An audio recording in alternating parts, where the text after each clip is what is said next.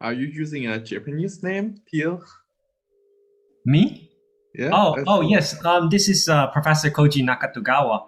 Um, he offered his professional Zoom account for us to use, so that's why. oh, I see. Yeah, I gotta explain that. Yes. All right, it's time. So it is my pleasure to introduce Jiachen Yuan from East Anglia University for the second session on set theory. So the session is being recorded, and so without further ado, Jiachen, I'll hand it over to you. Okay, let me share my screen first. Mhm.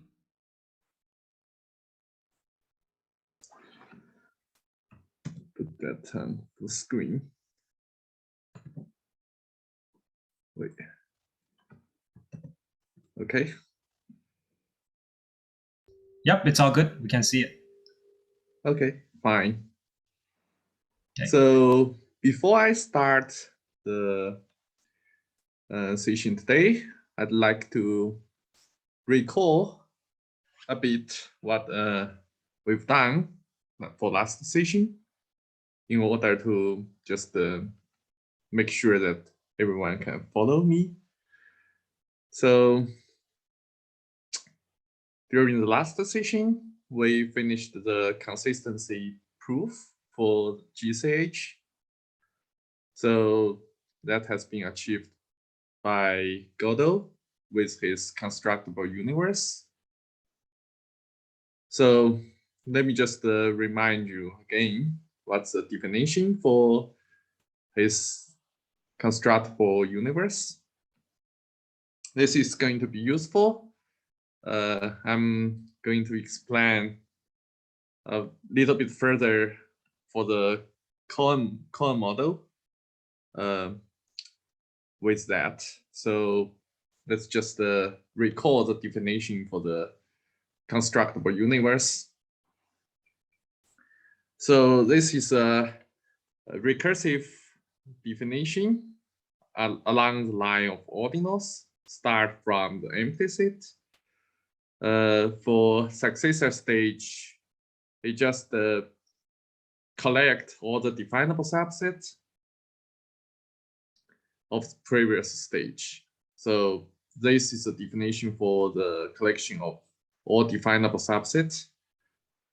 So recall that the collection of definable subset for X is just the subset of X, which is definable within the structure X epsilon with first order formulas at the parameters that are in X. So I also want to mention that this is going to be used later on. So for relativized constructible universe, so we are going to add one more unary predicate, which is a subset of X usually, and we just use the first order formula with one more unary predicate. So if the unary predicate is referring to the set A, we are going to call the relativized constructible universe as L of A. Okay. So we show that L is a model of axiom choice, and L is a model of GCH. This is what we have. So from this model, I'm going to show you the consistency of non-GCH by Cohen's method. Okay, so now we can start. So, okay, as we have seen that GCH is not refutable by the FC because it's consistent. So it's natural to ask, is even provable or it's just independent? So if the answer is no, at least we need to say that the FC doesn't imply way is L. Okay, this is first observation of refute that way is L, but it's by assumption of existence of some large cardinals. So this is a theorem by Scott. He says that if there is a measurable cardinal in Y, then Y cannot be L. So here's the proof. Assume the contrary. Suppose kappa is the least measurable cardinal in L. So we assume Y is L, and we are going to prove towards a contradiction. And then there is an outer part map definable in the Yuan sense. So the measure on kappa is going to give you a kappa complete outer part map. So it's going to be so it's the target model is going to be well found by the closure, and it has a transitive collapse. So it's going to be an inner model. And okay, so from a measurable cardinal, we have elementary embedding from Y to some Y inner model M with critical point kappa. Now we can look at L within both the model Y at the target model M.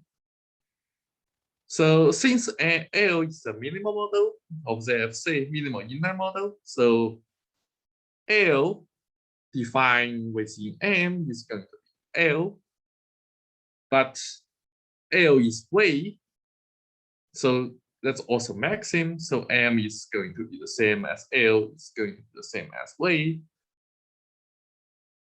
Now, here's the contradiction. So our Y as L thinks kappa is the least measurable cardinal. By elementarity, M is going to say that J of kappa is the least measurable cardinal, but kappa is the critical point. Then J kappa is not kappa. So that's a contradiction. So what is our least measurable cardinal? So with some assumption, we can say that Y is not L. So it's very likely that from this, it's very likely that we can have a independent proof for the continuum hypothesis. So, okay, so I'll give you a little bit more about the information for the large cardinal at the assumption Y is L. So later on in the 70s, some more deeper theorems has been discovered by a bunch of people. They actually showed that the large cardinal hypothesis actually separates Y and L drastically.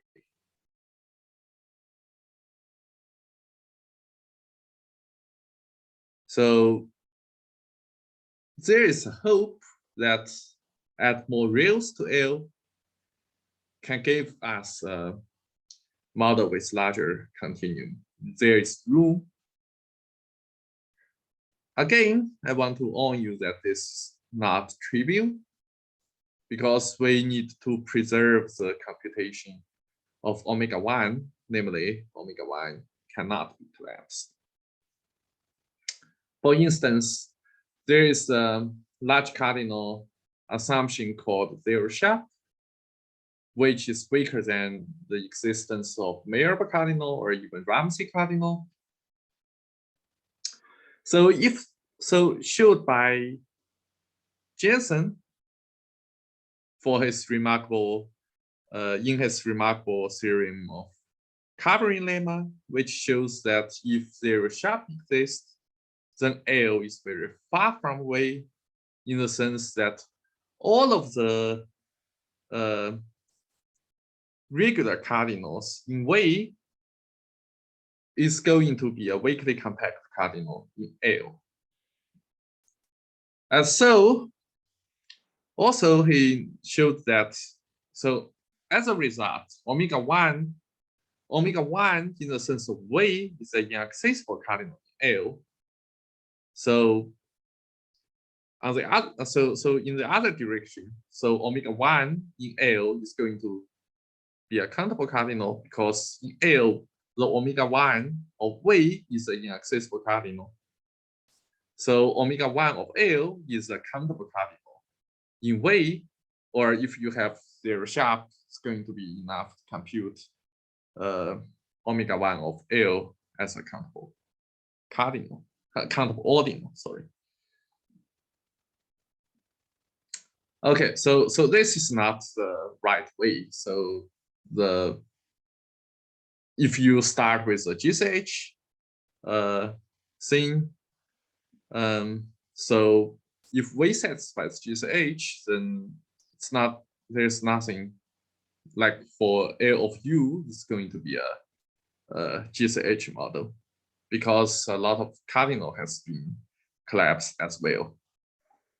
So you add a lot of rails into L by add one rail zero sharp in, but you add too many unwanted things into it. So omega 1 has been collapsed as well. So it doesn't give you any information about non-CH. So from this angle, I want to say that you need some more gentle way to add rails to L.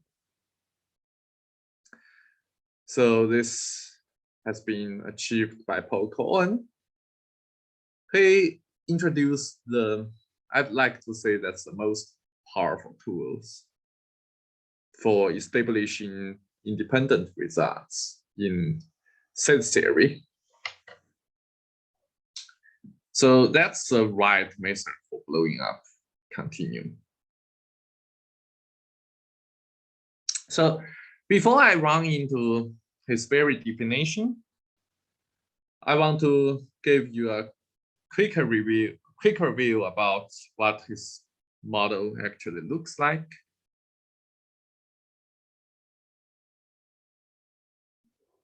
Okay, so here are some definition of the needed things that I'm going to show you what this model is. So he adds something which is called a generic object.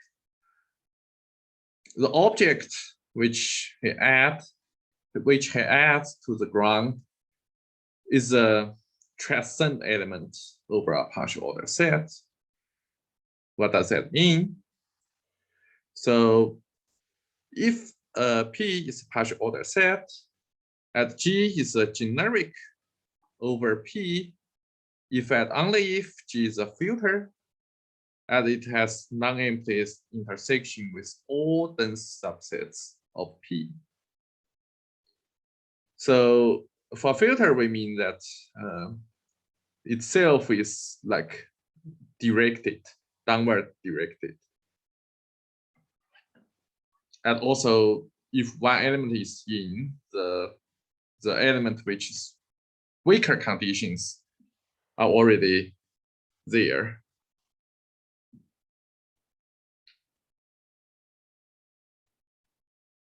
Okay, so there are some simple observations of this generic object. So if P is not trivial, namely there is no atom of P, or in another word, every condition in P has two, you can always find two incompatible stronger conditions below such a condition. So that's what I said. P is atomless. So suppose P is non-trivial, then the generic object is something new to V. So we are really doing something. So here's the proof. Assume the contrary. So we argue that, so we can define a set from G.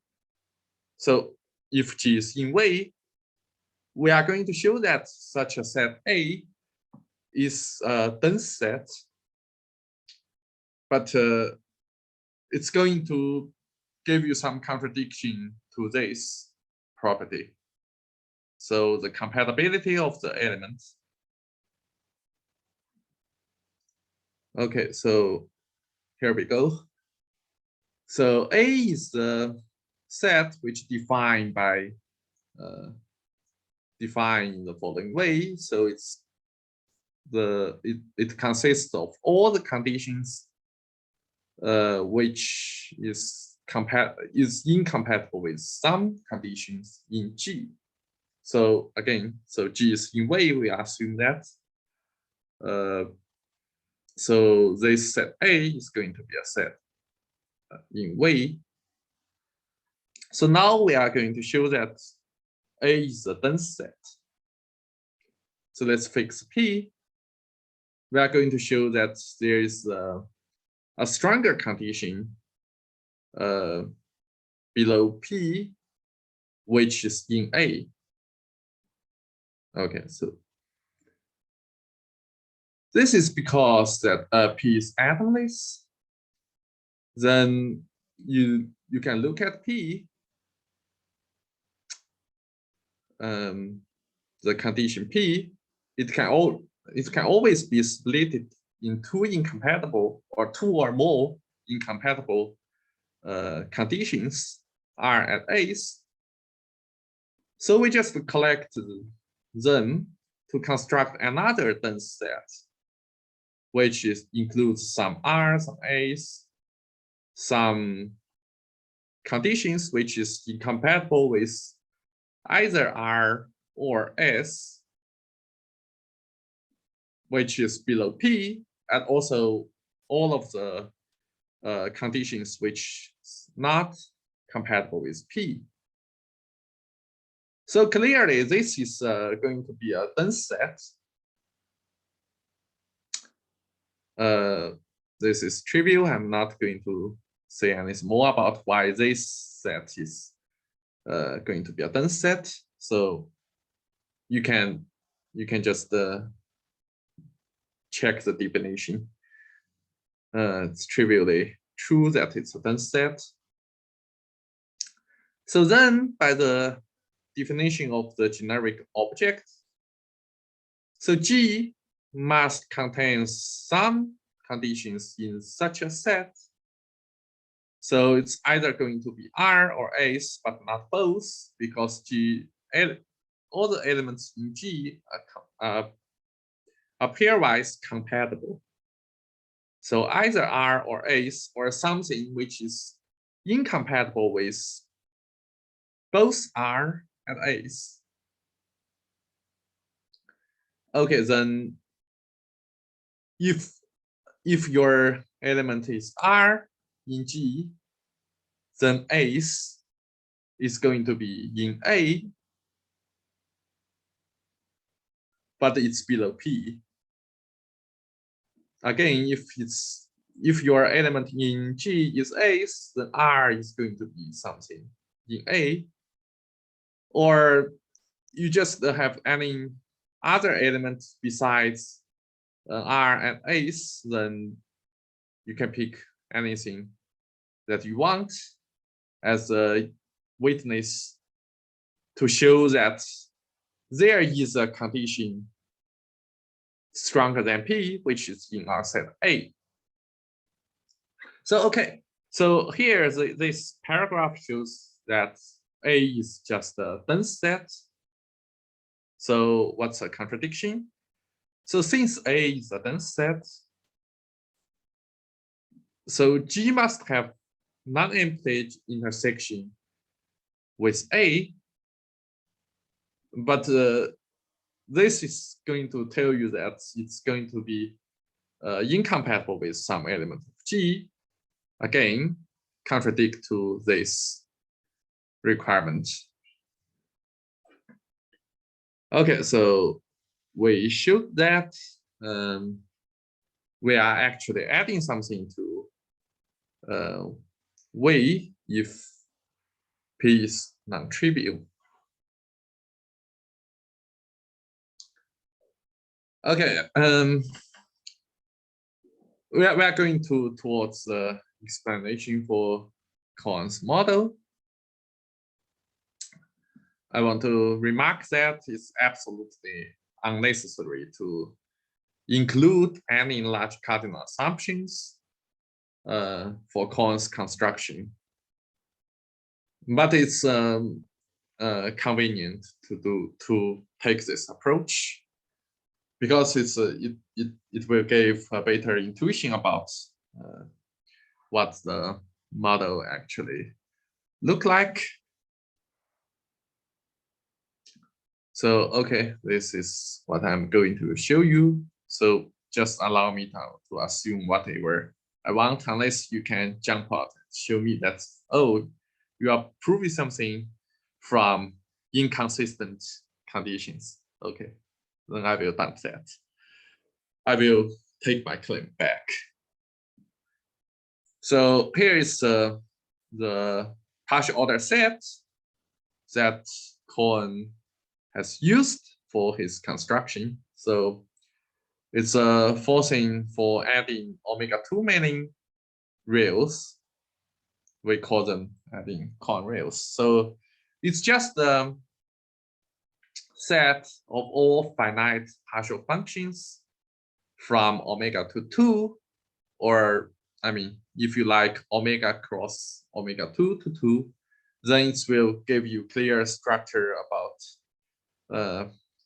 I mean, you will find clearer definition for the rails that you actually add in.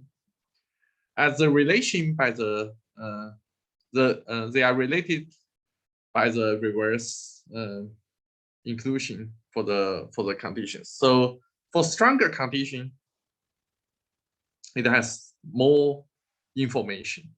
So it's going to be a larger partial order function. So okay, if omega-2L is countable in way, so this is possible if you assume zero sharp exists. That's what I explained before. Then there is a generic object for the forcing at omega-2 in the sense of L. So you can find the generic object G here, Y. So because omega-2 of L is countable, but you can maybe we need omega-3 of L is countable, but sorry, but no matter what it is. So the idea is that this set, so the power set of this set, which includes all the dense subsets for the partial order, is going to be a countable set in way. Then for a countable set, you can enumerate them in way and take the simple argument. You only go into finite many stages for the recursive construction for the generic filter in way. So after you reach the limit stage, work in way, you are going to find L generic. So this is why this sentence is true. So after you finding a generic object in G for G in way for this partial order set in L, then L of G in the normal sense of relativized constructible universe is what you want. So this is the model. you have the generic object. You define L of G in way. This is what you have for the failure of CH. So I want to give you a little bit more remarks about this approach. So this is I cheated on this construction without mentioning all the techniques there. So the benefit is clear. I don't run into technical details, but the cost is that without doing all this computation, I cannot show you that L, so no cardinals, actually no cardinals in L has been collapsed. Namely, that's a gentle way. So L of G and L are going to so the generic extension L of G over L is going to respect all the cardinals L. If I only show you like this, I can't give you the proof why this is true. That's all what I'm saying. So okay, so you have the pictures in your mind. What's the model? What's the final model we are going to reach? So now I'm going to give you a little bit more details about his construction. So the actual computation shows how the generic extension is closely related to its ground.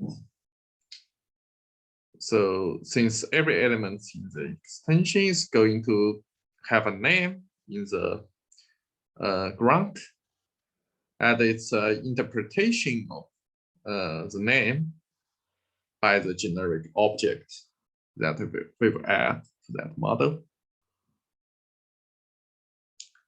So here's a definition for the names. So given a partial order set P, so here's the definition by induction. So we say tau is a P name. If and only if tau is a relation. So I want to remind you that we define the what a relation is during our previous session. So okay, tau is a relation. It contains so all of its elements is just an ordered pair. So what kind of ordered pair for is valid for a P name? So it only consists of some P names with range in the partial order set P. So there's no actual loop here because the name sigma is going to have lower rank as we have the axiom of foundations. So it's actually a transfinite recursive definition. So you start from empty sets, then you go up. So you will have all the P names. So for interpretation of P names by G, again, it's a transfinite recursive definition. So we fix tau a P name.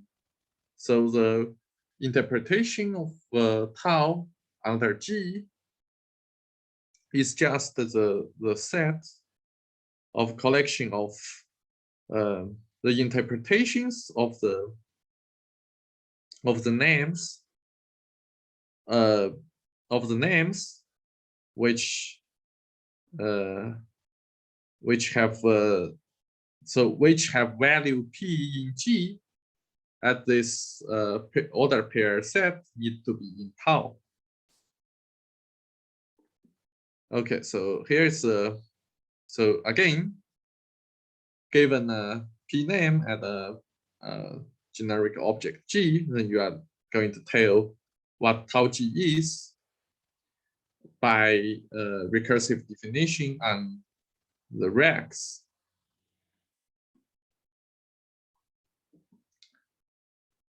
Okay, so there are some basic properties of these names. First of all, you always have canonic names for the sets in way. So, okay, let me just give you the definition first. So again, we have a partial order set, but to make the convenience for our working and explanation, so we just assume that this partial order set has a weakest condition 1. So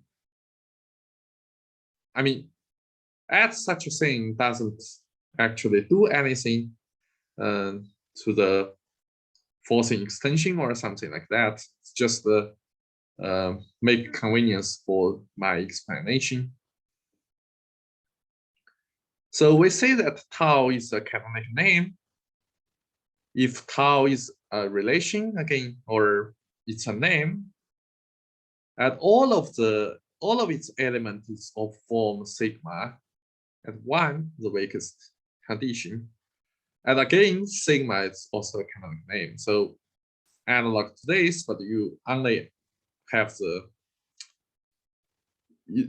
so the value, the actually p value of that of all names just the weakest. So looks like the choice of the generics make no difference in the interpretations of the of such a canonic name. And we say that the generic extension way of G is actually the collection of all WP names after interpreted by generic filter G.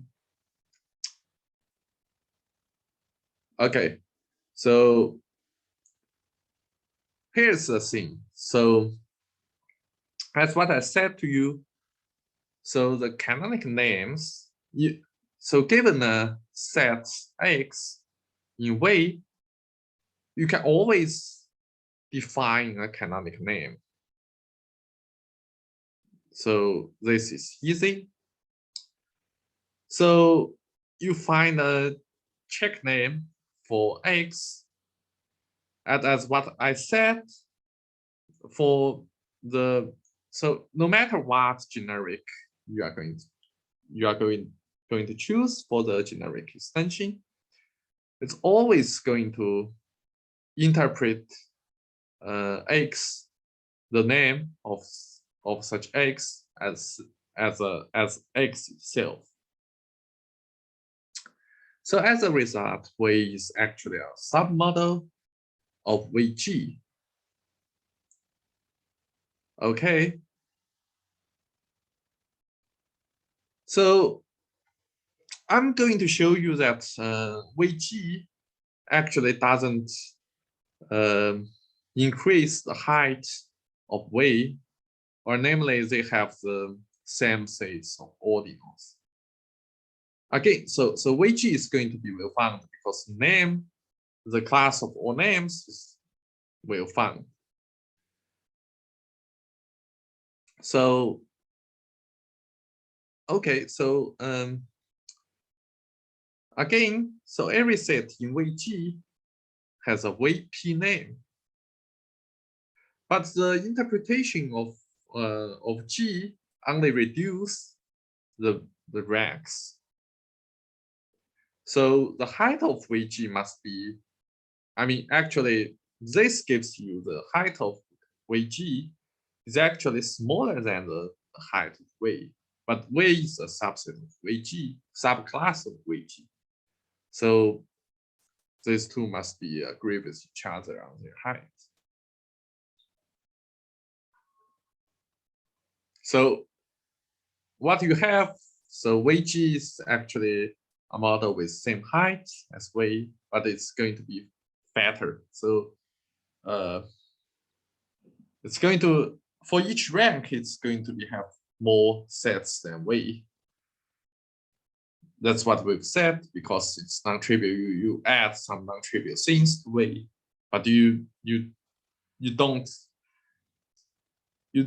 increase the height.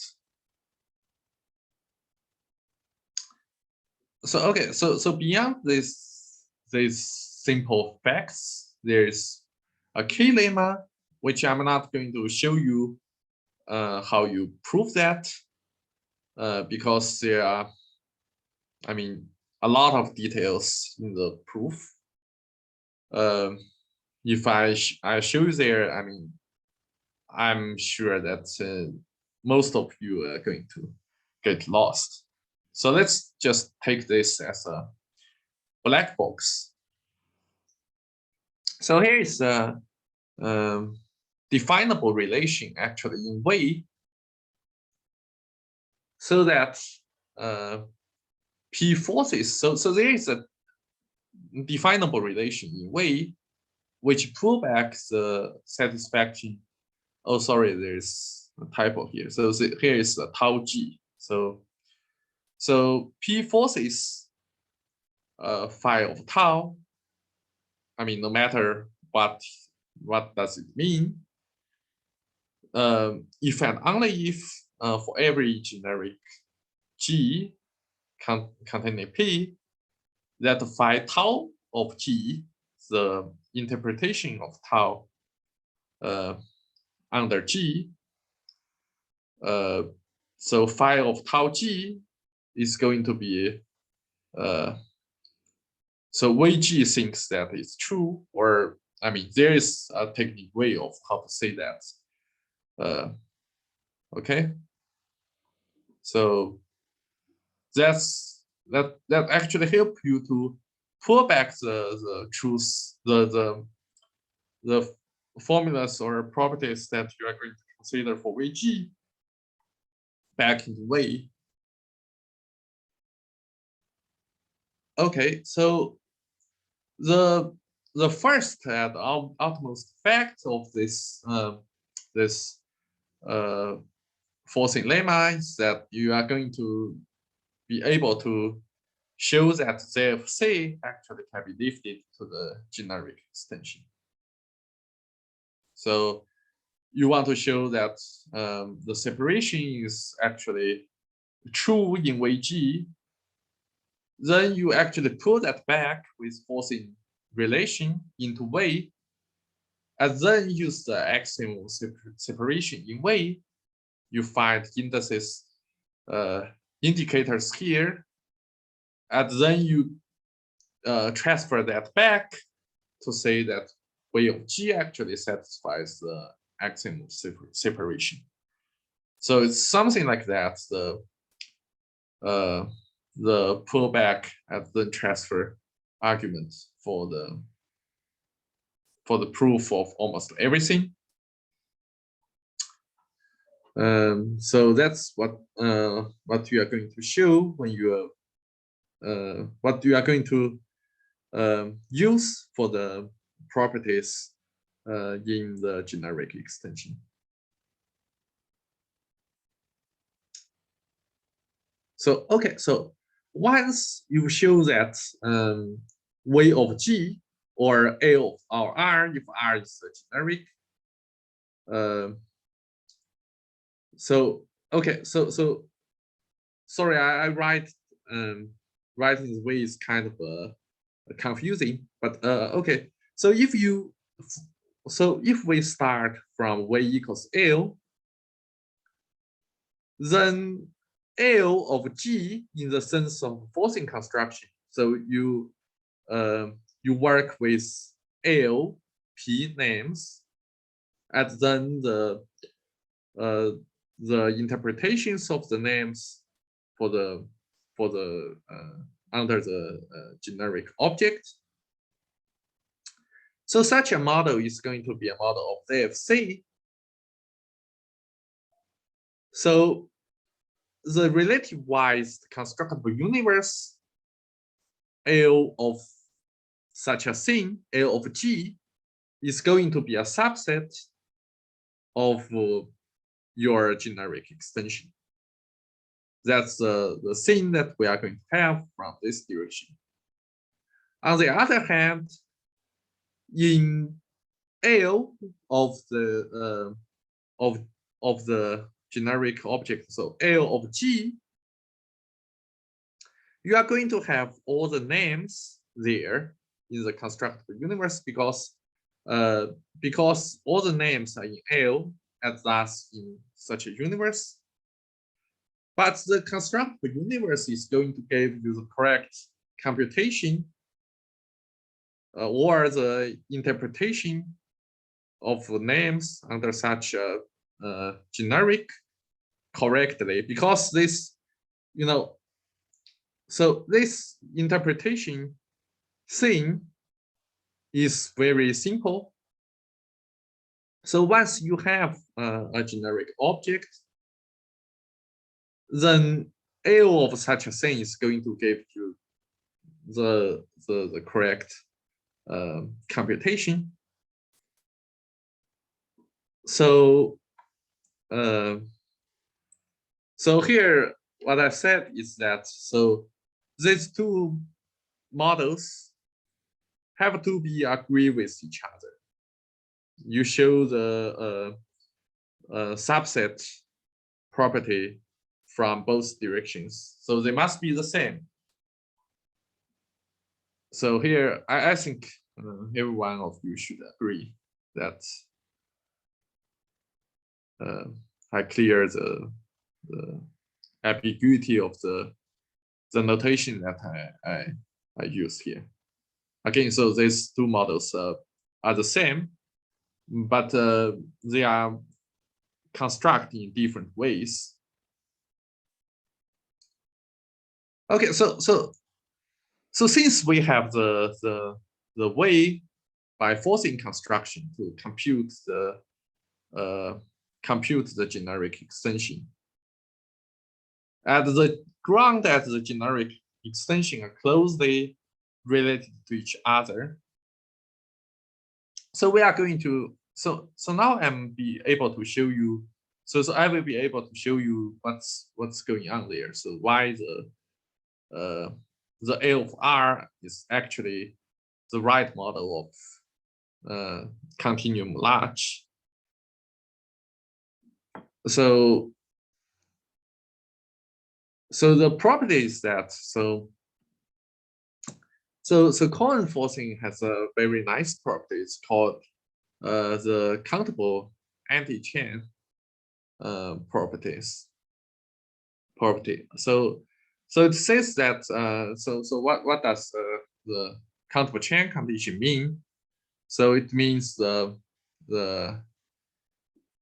any of its anti-chains is going to be of countable size. So there is no uncountable anti-chain. So the Cohen forcing satisfies the property that so it doesn't have uncountable anti-chains. So it's even stronger. So it's omega-1 master. So I'm going to show, give you the sketch about the omega master property. So namely, fix any uncountable subset of conditions.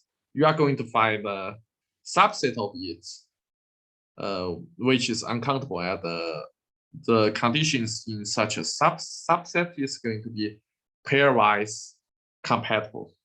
So that's stronger than CCC, but I'm going to tell you what it is, what the proof is.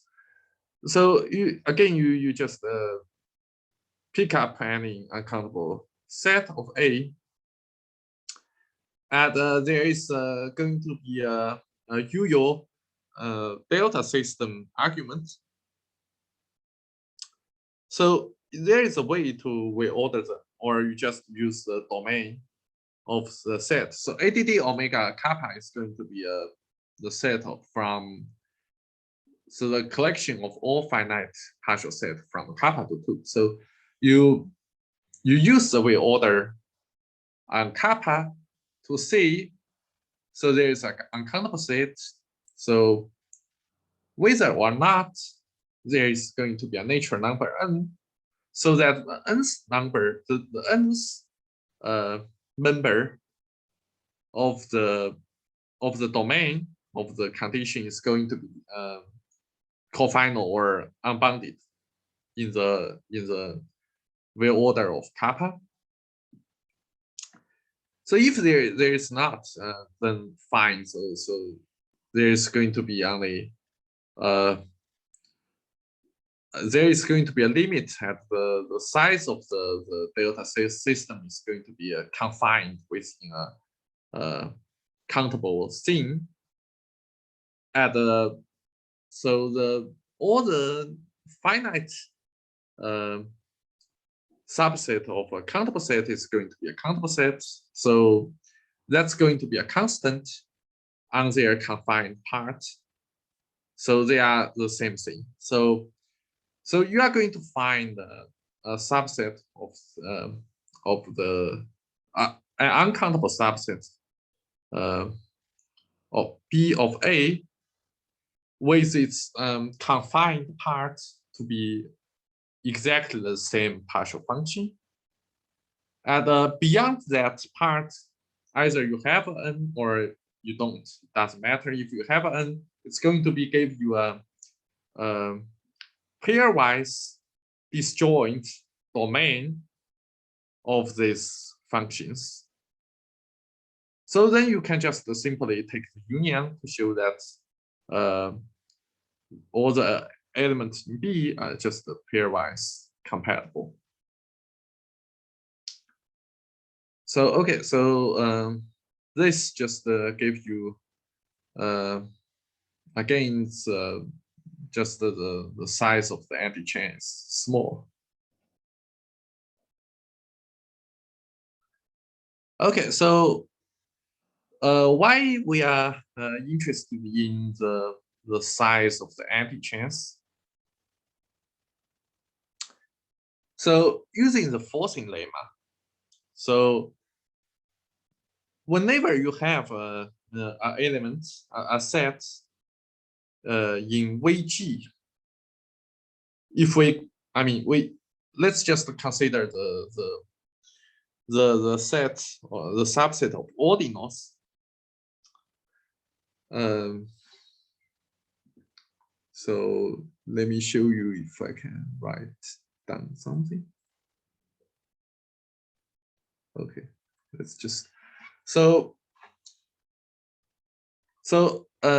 if you have a tau G, which is a subset ordinals. So okay, you can just take a look at what tau is. I mean, you just want to pull that back into way and do all the right computation.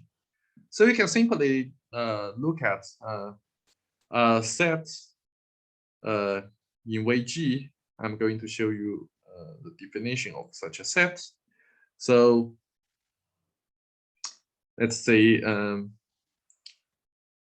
or we just since this is a set, we just say that is let's say, for instance, omega 1. Okay. So tau G is a subset of omega 1 in VG. Let's assume that. So we are going to relate the set in VG with the set in V but we use a nicer way to define that. So it's actually consists of so let's see, alpha. Check the canonical name for alpha, so which is always going to be interpreted as alpha in Weiji, no matter what generic you pick. So P.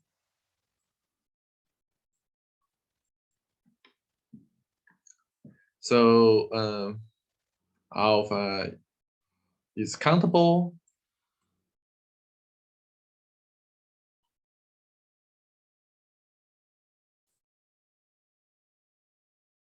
In Weiji. So it's going to be an ordinal in Wei. So you don't need to realize that as omega 1 in Wei. It's just going to be an ordinal. And P forces alpha check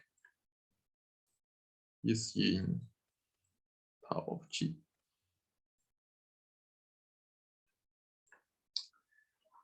So you can only take so let's say let's add one more thing. Okay, I cannot use so P is in some D alpha.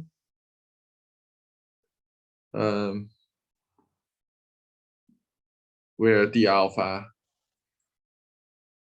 is maximum antichain there. So you can show that if I name this as tau prime, then you know that one forces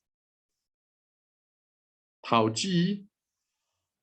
So sorry, one forces tau is going to be the same as tau prime, or alternatively, Wei G always thinks tau of G is going to be the same as tau prime of G. For no matter what generic you are going to take. So whenever you have a name, or I mean a name and an interpretation, you can always find a nice name related to such a name. But you only focus on the antichains. So they are going to do the same thing. Okay, so we use the forcing lemma. Sorry, just go back to screen. So okay, so with the help of the forcing lemma, we can just focus ourselves on the nice names. So what we are going to do with it?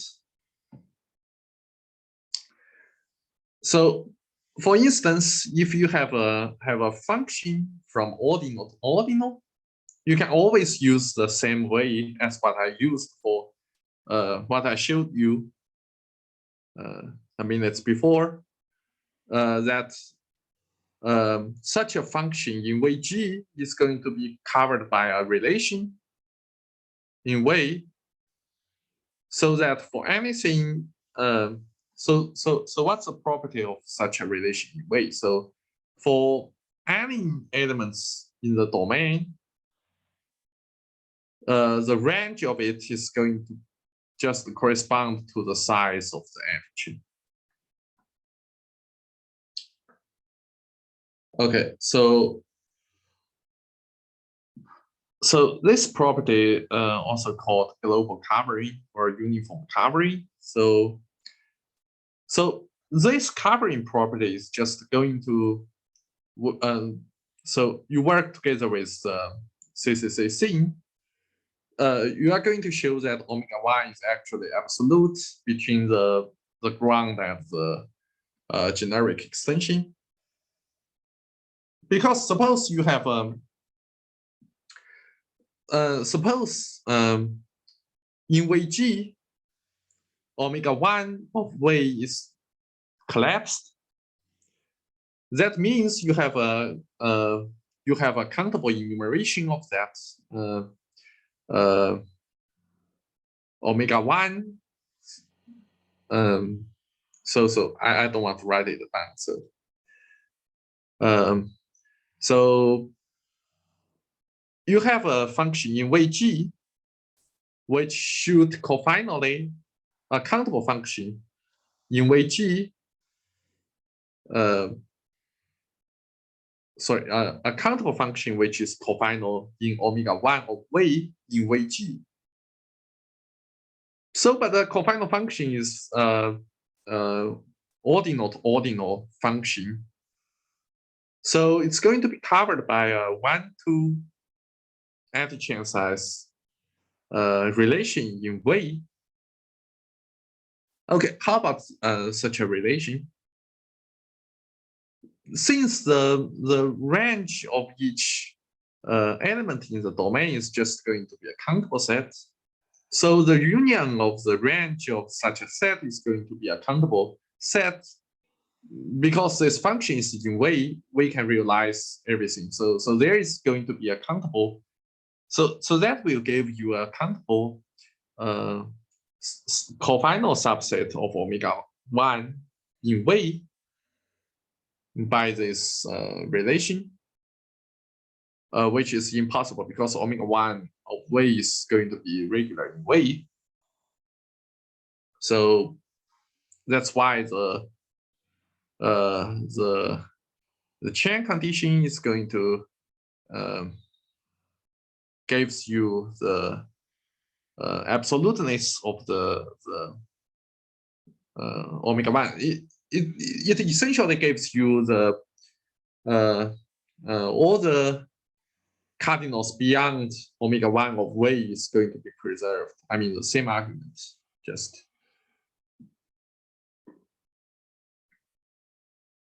For successors, for limit, you just say all of the successors are preserved. For limits, it's going to be preserved automatically after you have all successors correct.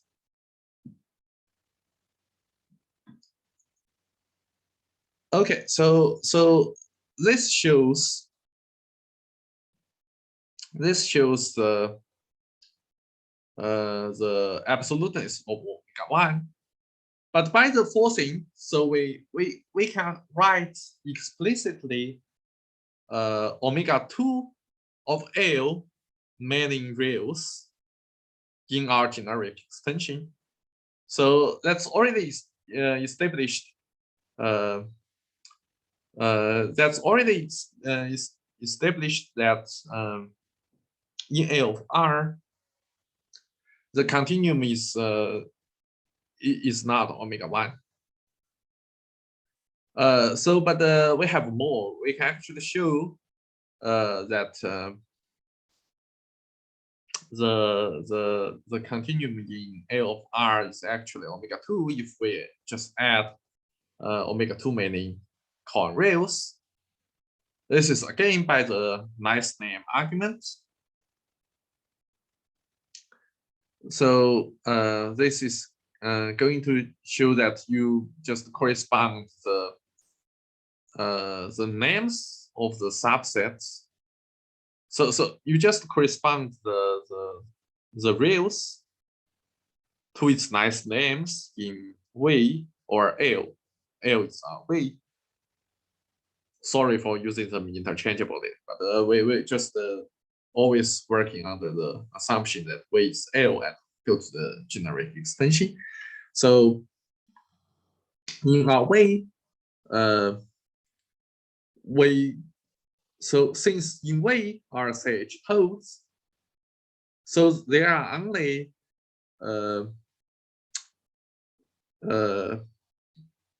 yeah, but we add omega 2 many things. So So there are actually omega too many nice names for reals. Yeah, so there are omega too many nice names for reals. So again, every real in VGs corresponds to a nice name. This is a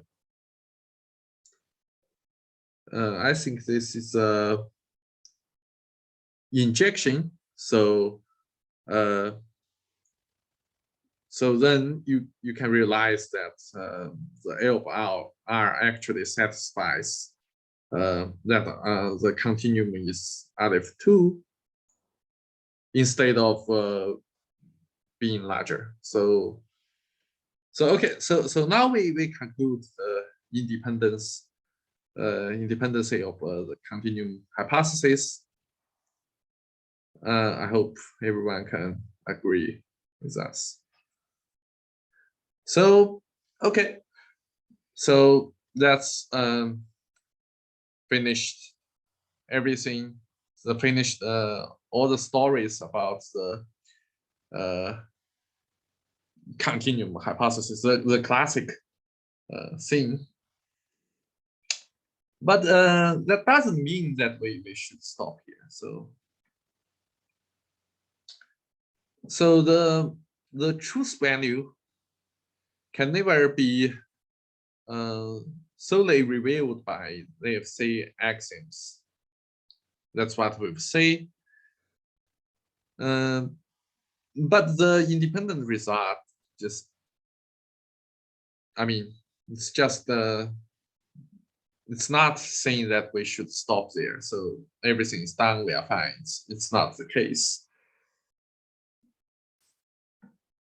So, but with the techniques that has been developed,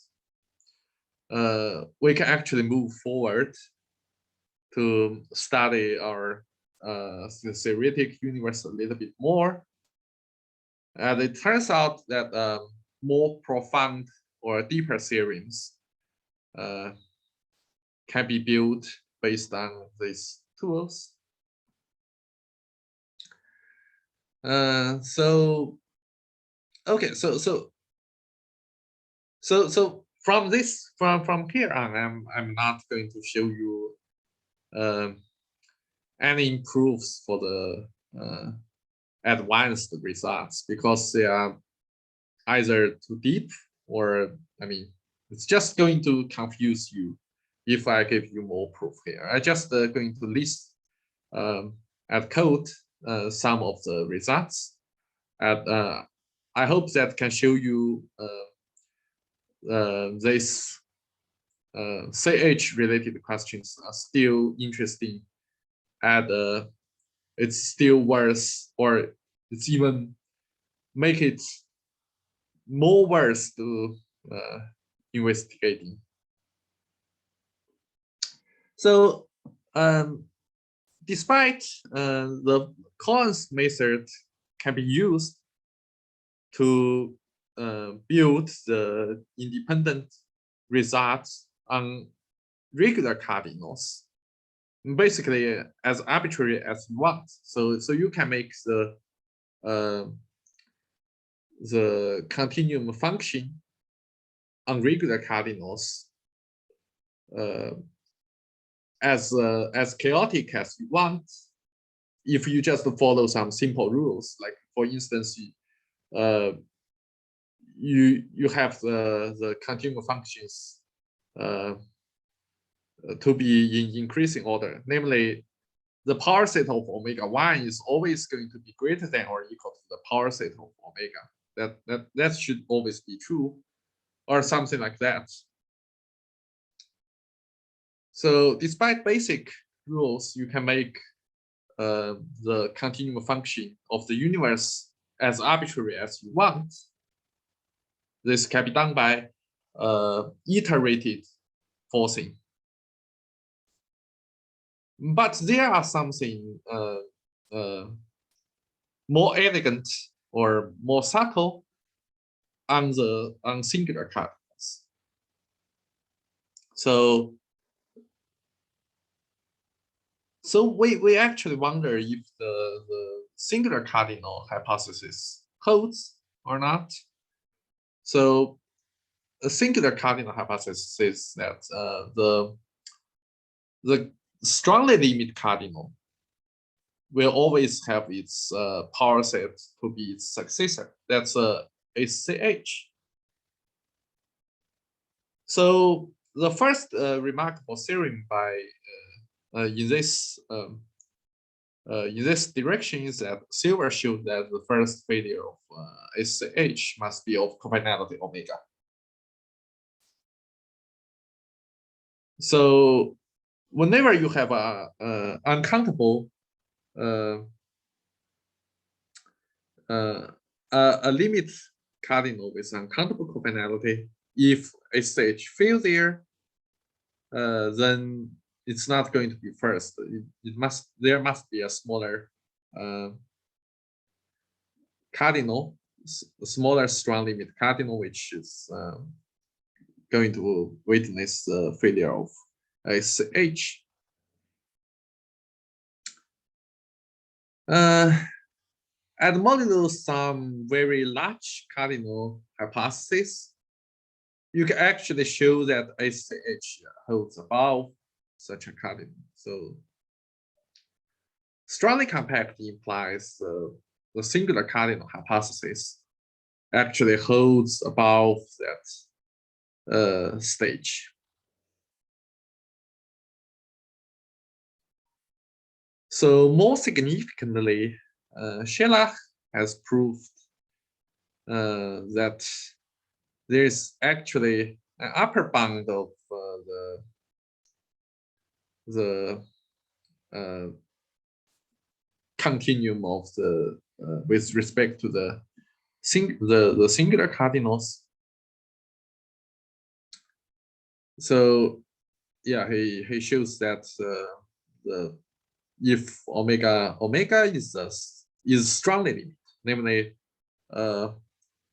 2 to aleph n is going to be less than aleph omega, then 2 to aleph omega is going to be less than omega 4. So this is too deep. I mean, even sketch will take like this many slides to explain. So that's deep result at not easy to prove. Okay, so we are talking about SH at large cardinals. So this these results are provable in the FC. So, but does the FC actually prove the singular cardinal hypothesis? I mean, but you can see that here is already, you can prove from the FC that there is an upper bound, but nothing more than that. So conversely, if you assume that large cardinal exists, you can actually force a failure at certain point. So this kappa is going to be that large cardinal. So so namely, if you have a super compact cardinal or strong cardinal, I mean, much weaker assumption is enough. But I'm going to say that ACH can fail at kappa, and further you can just drop the cardinality to omega. So you can have the failure of SH consistently with respect to large cardinals. So, but then, I mean, are there any justification of such a large cardinal hypothesis? You assume something much stronger than they have said to show the independency of singular cardinal hypothesis. So is that necessary? So yes, in some sense. So for this case, I think that the optimal assumption for SCH allowance has already been known by Michel, I think. Yeah, so we've already know that if SH fails somewhere, so certain large cardinals do exist. So again, SH is independent. It's independent from existence of large cardinals, and they are actually equiconsistent with existence of large cardinals. So if you can show that SCH is always true in this sense, you just rule out the large cardinal, the consistency of the large cardinals, which is very difficult, very unlikely to be true.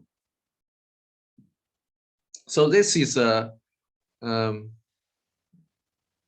branch of set theory after the milestone of forcing. You force with large cardinals, and you are still considering very fundamental properties of the theoretical universe.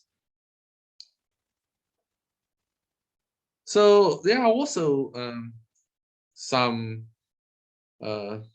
attempt to get rid of the independency on CH. In what sense?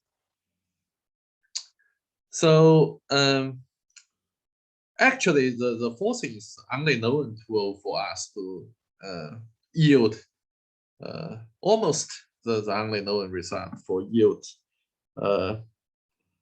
relative consistency results. And from some certain point of view, that's only true. But I'm not going to tell you what this point of view is. It's kind of deeper, so it's difficult to explain. Okay, from some point of view, it's the forcing is going to be the only tool.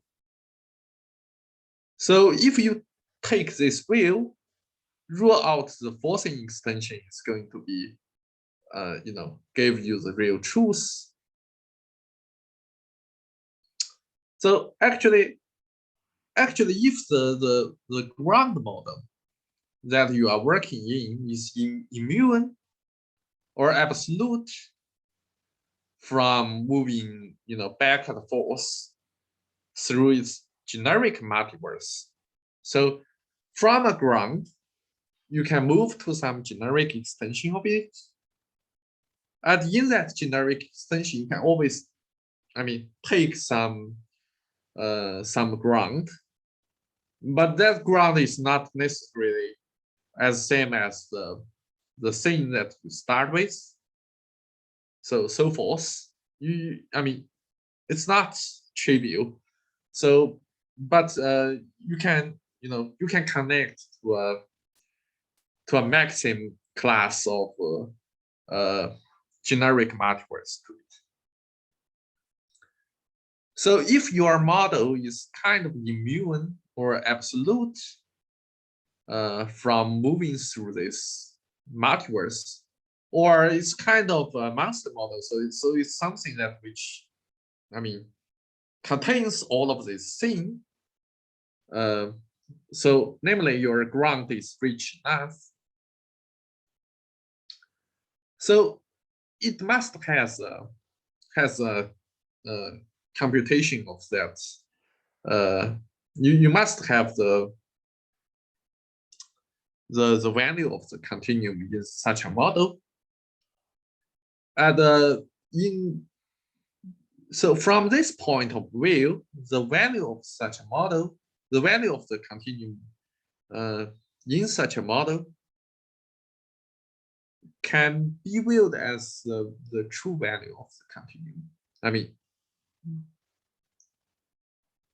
you can justify this thing. So in the light of this this philosophical idea, so modern researchers just established. I mean, they tried from different angles. They built the forcing axioms, or another approach is a fine structure for large cardinals. Okay, so they were trying to extend the ZFC axioms with these forcing axioms or the fine structure axioms, with which can just give you the size of the continuum. So okay, so I'm going to tell you a little bit more about what this kind of saturated axioms are. So the forcing axioms turns out to be prefer larger continuum. So actually, in the I think it's in the 90s, in the 1990s, it's Totochevich, I think, who proves that the proper forcing axiom actually implies the size of continuum is actually omega 2. So,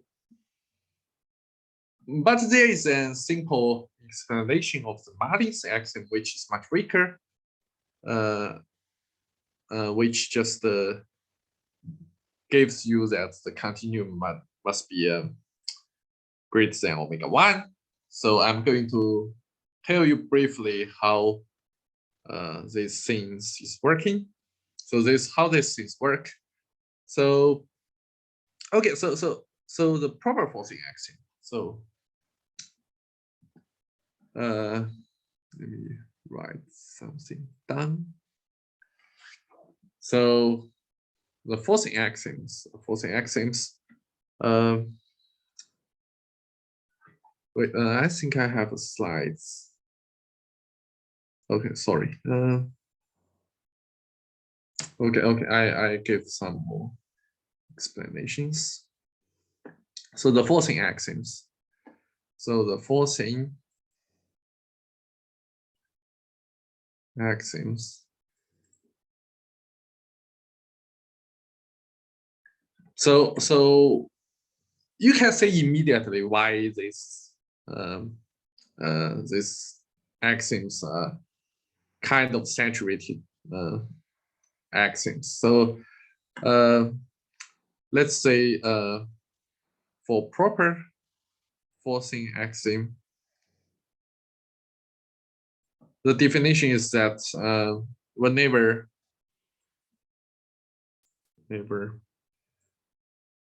P is a proper forcing,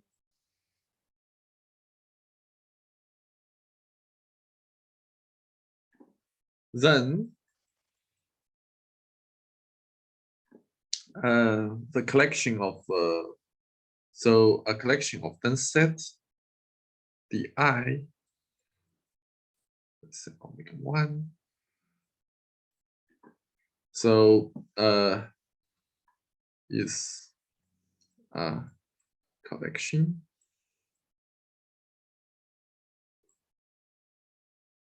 of dense sets okay, everything happens in way. Then in way, you find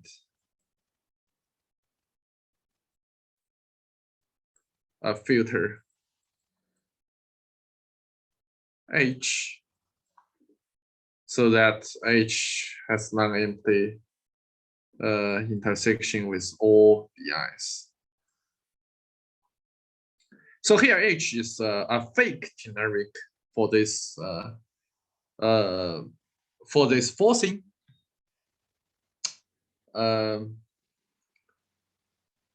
In way, so it's kind of saturated. So instead of moving forward into a generic extension to show that it has some certain properties, you actually have some fake generics in way. So the Martin's axiom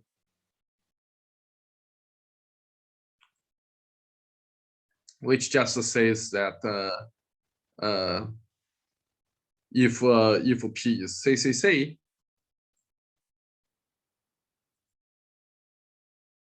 so it has for all partial order sets which has only countable anti-chains,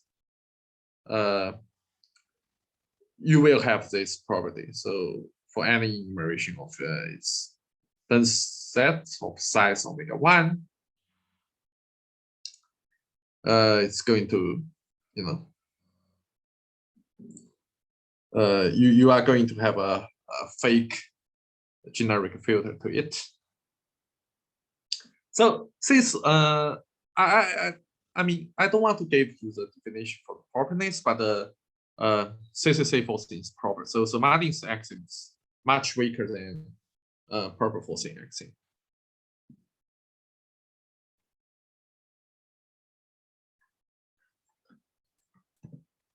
Okay, so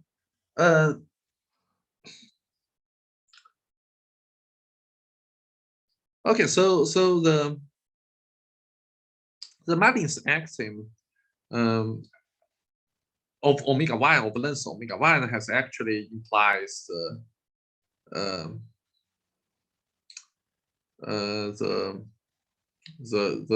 continuous of size greater than omega 1, strictly greater than omega 1, namely CH fields. So why? So you just take a look at the Cohen forcing. Okay, so the Cohen forcing is actually a CCC forcing. So if the continuum is of size omega 1, then in way you can enumerate all of the dense sets of a Cohen forcing. You just add one Cohen real, okay? Not instead of omega 2, you just add one Cohen real. So you can enumerate all of its dense sets way of length omega 1. But now you have a you have a transverse, you have a transversal for this omega 1 enumeration of the dense set. But you've already enumerated all the dense sets, so it's going to be a real generic. But we've already showed that since Cohen forcing is non-trivial, it's atomless. So the generic object cannot exist in way. So that's why the Martin's axiom of size omega 1 is it's going to give you a larger continuum. Also, by the way, the forcing axiom of size of, I mean, if you don't enumerate the dense sets to, I mean, if you don't enumerate an uncountable sequence of dense set, it's going to be trivial. So because any countable many dense set can always find a filter diagonalize it. As what I said for the construction of the Cohen forcing in L, you will always be able to build a generic outside L if that outside universe thinks the the continuum of that inner model is small, is countable. So I mean the same argument. So anyway, it's just a remark on the axiom. So you need to enumerate omega 1 many. And if you say that Martin's axiom for diagonalizing omega 1 many sets, it's going to show you that the continuum is large. So on the other hand, the inner model project is, I mean, due to the way they construct it, they wanted to admit some condensation properties. That's just some generalization of the same thing for L. So, but if you have some certain condensation properties, it's just going to give you the continuum is just going to be the successor. So there's two different approaches for finding the real value of the continuum. So that's one of the research interests, not mine, but a way of studying the universe, the theoretic universe. So finally, there is also a way to, as what I said, to extend the Cantor's original approach. So they are trying to, generalize the Cantor's original analyzation on closed sets.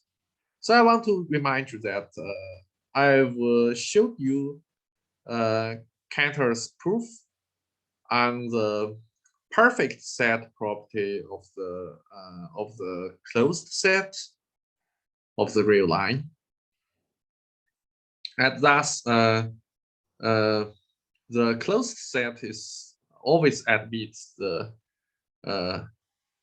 continuum dichotomy. I mean, in other words, it's either going to be a countable closed set or a closed set of size continuum. So instead of looking at all possible subset of reals, namely it's just some fuzzy reals, maybe add by your co-enforcing or something like that. They are trying to focus on good sets, such as Borel set, analytic set. I mean, mainly work along the projective hierarchy.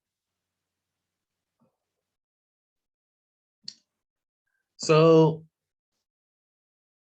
but I mean, finally shows that there are still some independent results there, but this is also I mean, the results, there are many results in this area, and it's very fruitful.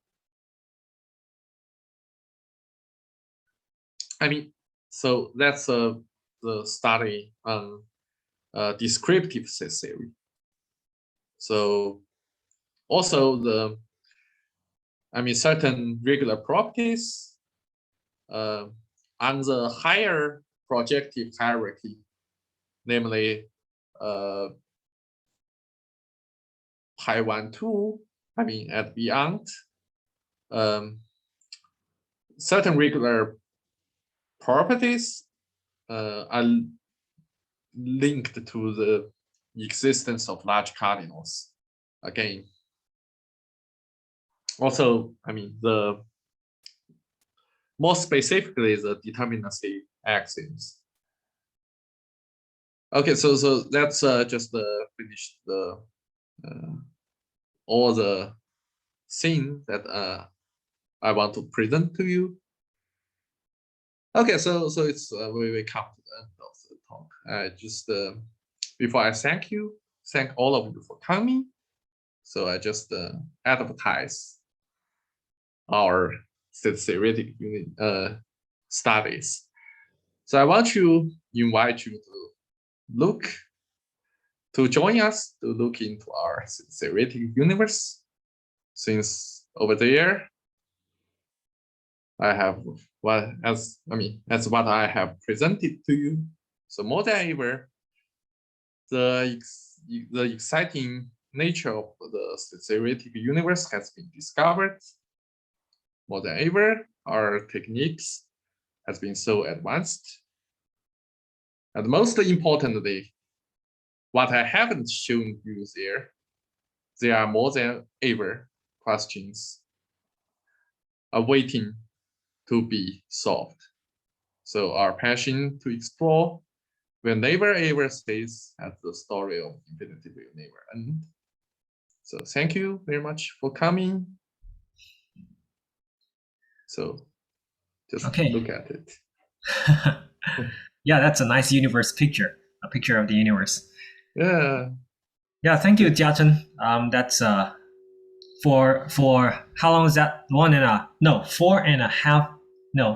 Oh, sorry, I'm for each session I just end half an hour earlier, but I think that's only 3 hours, not as 4 hours as what you okay, said. so that's 3 hours, right? Yeah. Yeah, but I think it's informative enough. Yeah, that's what I'm saying. I'm saying that it's a very comprehensive, but for 3 hours. Thanks a lot for that. It's a good introduction, I think, to people who have done a little bit of set theory, to see all these things that you have presented. So I hope this will, like you say, encourage more people to explore the set theoretic universe. Okay, anyone has any question for Jiachen?